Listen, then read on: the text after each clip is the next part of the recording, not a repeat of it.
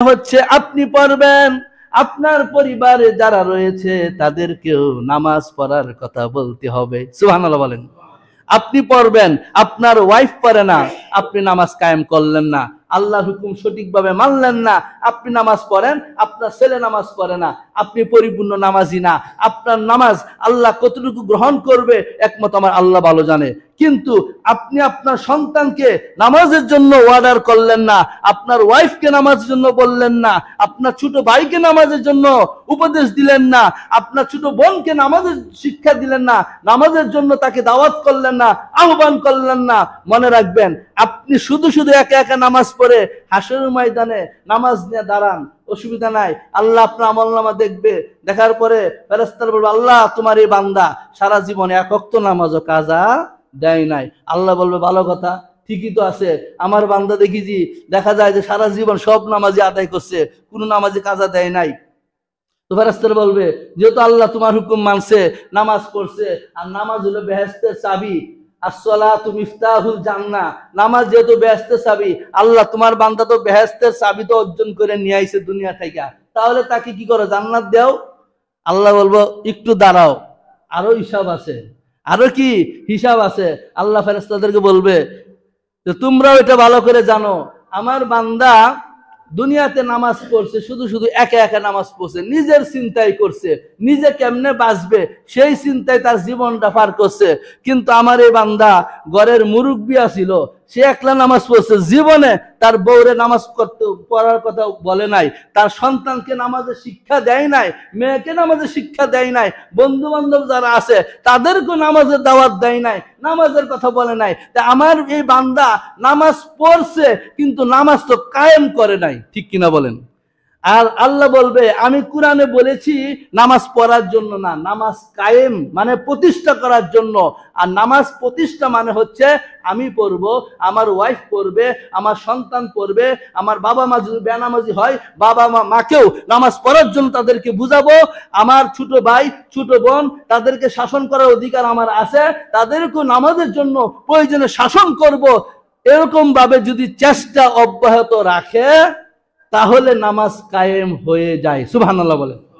প্রশ্ন করতে পারেন, হুজুর একদিন বলছি, 2 দিন বলছি, 3-4 দিন বলছি, কিন্তু আমার কথা শুনে না, গুরুত্ব দেয় না, মানে না, বা আমার কাছে বলে পড়ছি, পরে তো আর আমি খবর টবর নেই না।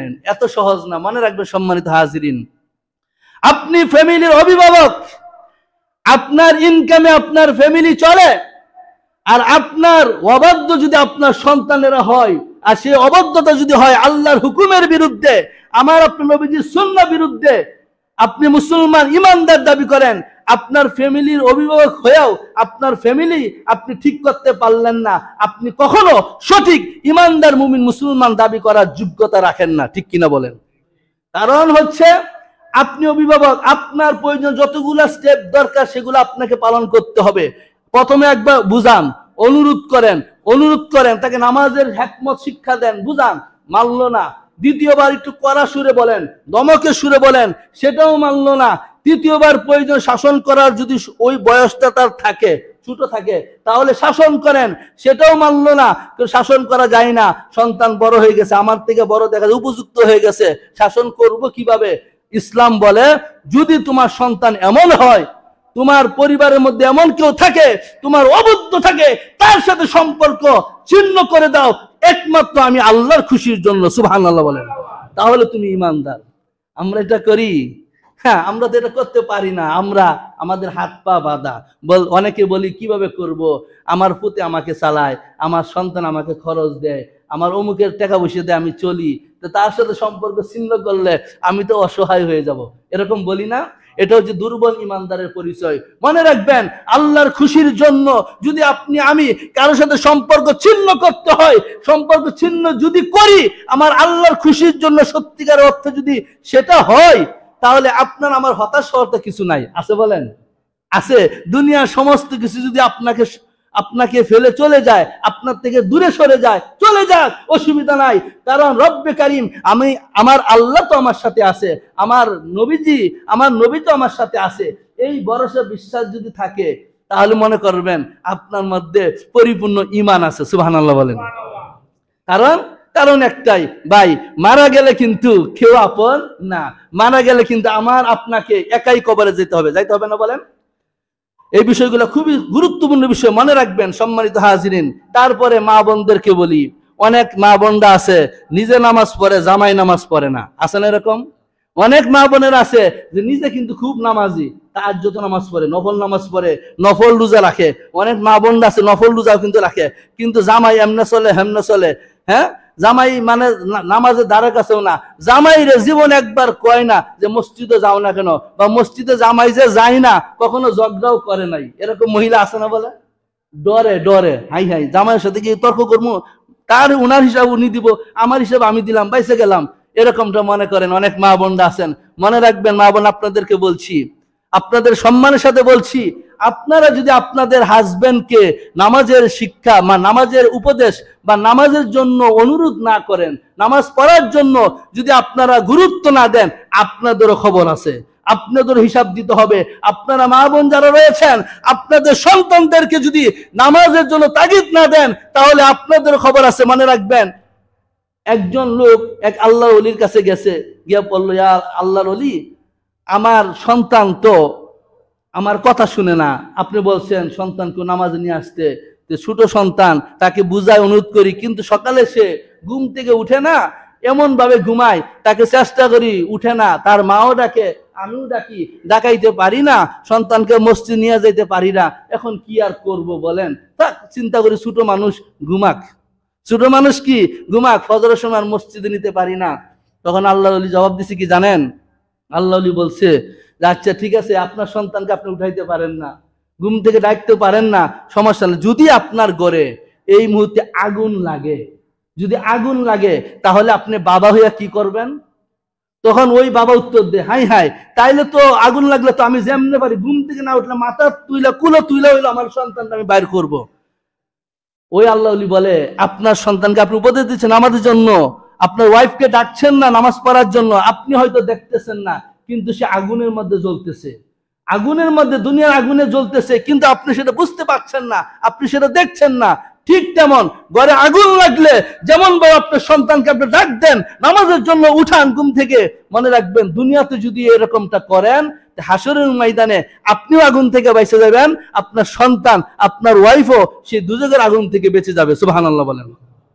তো আমার আল্লাহ বলেন, ওয়াকামুস সালাহ ওয়া আতুজ যাকাত, এবং যারা যাকাত আদায় করলো, ওমা ইয়াখশা ইল্লাল্লাহ, এবং আল্লাহ ছাড়া কাউকে ভয় পাই না, কাউকে ডরাই না, ভয় পাই না, ফাসা উলাইকা ইয়াকুনু মিনাল মুহতাদিন। আমার আল্লাহ বলেন, অবশ্যই তারা সঠিক পথ প্রাপ্ত। সুবহানাল্লাহ বলেন, সঠিক রাস্তা প্রাপ্ত তারাই, যারা এই বিষয়গুলা, এই গুণাগুণগুলা আছে। তারপর আমার আপনার নবীজি হাদিসে বর্ণনা করেন, তিরমিজির বর্ণনা, قال النبي صلى الله تعالى عليه وسلم من بنى مسجدا بنى الله له بيتا في الجنة। ও আমার উম্মতেরা শুনো, দুনিয়াতে কেউ যদি কোনো মসজিদ নির্মাণ করে, অথবা মসজিদ নির্মাণ করার জন্য সাহায্য করে, দান সদকা করে, মসজিদ উন্নয়নের জন্য যদি সাহায্য সহযোগিতা করে, আল্লাহ রাস্তায় দান করে, মনে রাখবা, মান বানা মাসজিদান বানাল্লাহু লাহু বাইতান ফিল জান্নাহ, এটা যদি আল্লাহর খুশির জন্য হয়, আমার আল্লাহ ওই বান্দা অথবা ওই বান্দির জন্য দুনিয়াতে সে একটা টাকা মসজিদে দান করলো, তার কারণে হাসরের ময়দানে, শুধু হাসরের ময়দানে না, জান্নাতে আল্লাহ পাক রব্বুল আলামিন তার জন্য একটি ঘর নির্মাণ করে দিবেন। সুবহানাল্লাহ বলেন। শুধু তাই না, আমার আপনার মায়ার নবীজি ঘোষণা করেন, তিরমিজির বর্ণনা, কেউ যদি সকাল সন্ধ্যায় মসজিদে যাতায়াত করে, সুবহানাল্লাহ বলেন, সকাল সন্ধ্যায়, তার মানে বোঝা গেল যারা 5 ওয়াক্ত নামাজ পড়ে, যারা 5 ওয়াক্ত নামাজ পড়েন না তাদের জন্য না। আমার নবীজি বলছে কি জানেন, যারা সকাল সন্ধ্যায় মসজিদে যায়, এর মানে হচ্ছে যারা 5 ওয়াক্ত নামাজ মসজিদে গিয়ে জামাতের সাথে আদায় করে। সুবহানাল্লাহ বলেন। আমার আপনার নবীজি বলেন, যারা সকাল সন্ধ্যায় মসজিদে যায়, যাতায়াত করে, অর্থাৎ 5 ওয়াক্ত নামাজ মসজিদে গিয়া জামাতের সাথে নামাজ আদায় করে, বুখারী শরীফে হাদিস কানে এসেছে, আমার নবীজি বলেন, আল্লাহ পাক রব্বুল আলামিন ওই বান্দার জন্য বেহেশতে খানা পিনার আয়োজন করে রেডি রাখেন। সুবহানাল্লাহ বলেন। খানা পিনার ব্যবস্থা রাখেন। তার মানে হচ্ছে যদি মসজিদে আপনার আমার যাতায়াত থাকে, ওই মুহূর্তে যদি আমাদের ইন্তেকাল হয়ে যায়, অর্থাৎ আল্লাহর হুকুমে যদি আমরা এই দুনিয়া থেকে বিদায় নিতে হয়, মারা যায়, তাহলে মারা যাওয়ার সাথে সাথে আপনার জান্নাত। সুবহানাল্লাহ বলেন। যদি সেটা হয় আমাদের মসজিদে যাওয়ার পথে বা মসজিদ থেকে আসার পথে। সুবহানাল্লাহ বলেন। এই জন্য মসজিদের সাথে সম্পর্ক রাখা দরকার আছে না বলেন?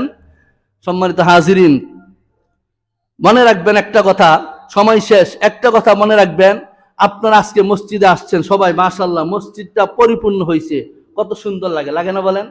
এই শুক্রবারের মতন, জুমার মতন যদি আমরা প্রত্যেকটা 5 ওয়াক্ত নামাজে যদি এভাবে আমরা আসতাম, আমাদের কিন্তু কখনো কোনো অভাব অনটন দুঃখ কষ্ট থাকতো না। থাকতো বলেন?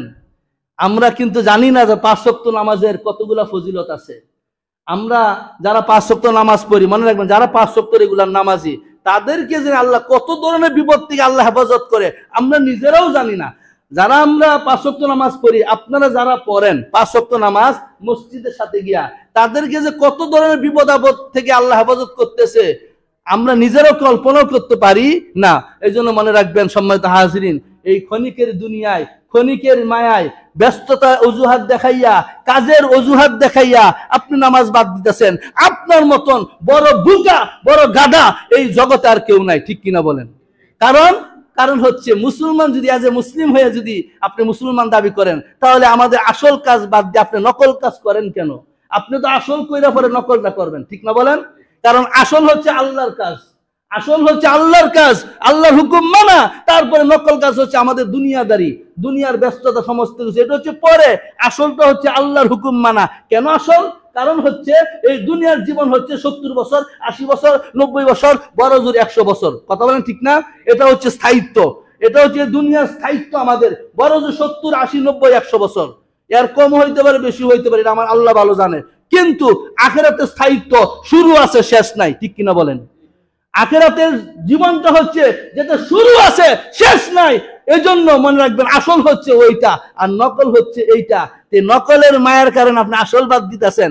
আপনার মতন বড় বেকুব বুকা আর কেউ নাই। এজন্য অনুরোধ করব সম্মানিত হাজিরিন, নামাজ হেফাজত করেন, নামাজ ঠিক রাখেন, মসজিদকে হেফাজত করেন। এই মসজিদের দায়িত্ব আপনাদের সবার। মসজিদকে ভালোবাসেন। মনে রাখবেন হাসরের ময়দানে মসজিদের সাথে যাদের সম্পর্ক, মসজিদে যারা খেদমত করে, মসজিদের সাথে যারা সম্পর্ক তাদের ভালো, মনে রাখবেন হাসরের ময়দানে আরশে আজিমের তলে তাদের ছায়া হবে। সুবহানাল্লাহ বলেন। আরশে আজিমের তলে ছায়া পাইতে হলে মসজিদে খেদমত করেন। আপনি কি বা কে এটা দেখার বিষয় না। আপনি সব সময় মনে রাখবেন আমি আল্লাহর বান্দা, আমি একজন আল্লাহর গোলাম, আল্লাহর ঘরের চাকর, আমি করব, এতে কারো কোনো যায় আসে না।